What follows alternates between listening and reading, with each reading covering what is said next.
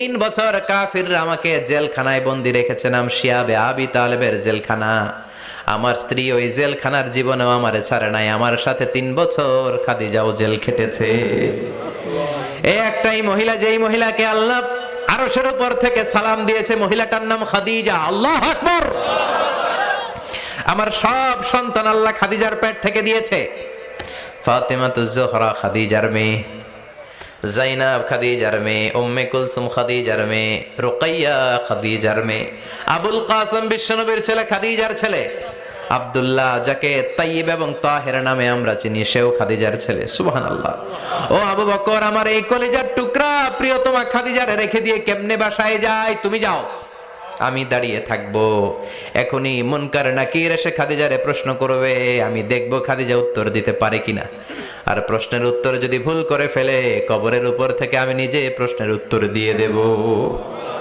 সাইয়েদনা জিবরাইল বললেন, নবী আপনারা দাঁড়িয়ে থাকার দরকার নাই, আবু বকরের সাথে ঘরে চলে যান। আল্লাহ জানিয়ে দিয়েছে, খাদিজার কবরের প্রশ্নে যদি কোনো সমস্যা হয়, আরশের উপর থেকে খাদিজার প্রশ্নের জবাব আল্লাহ নিজে দিয়ে দিবে। এজন্য কবরের আযাব থেকে বিশ্বনবী পানাহ চেয়েছেন। বিশ্বনবী বলেছেন, আল্লাহুম্মা ইন্না নাউযু বিকা মিন আযাবিল কবর।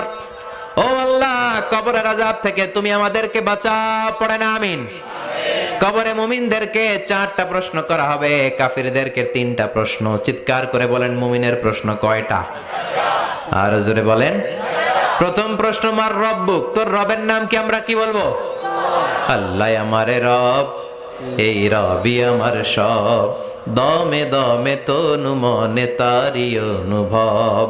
আল্লাহ আমারে রব, এই রবি আমার সব। পড়েন আমিন।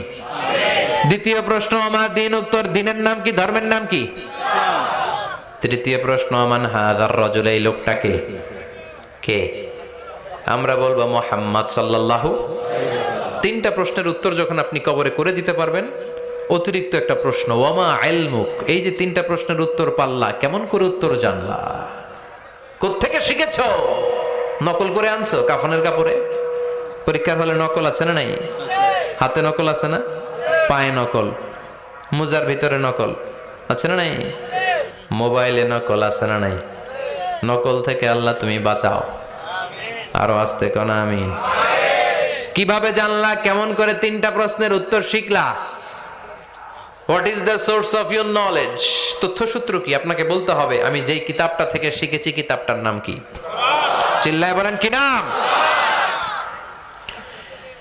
এই কিতাবটা হলো কোরআন।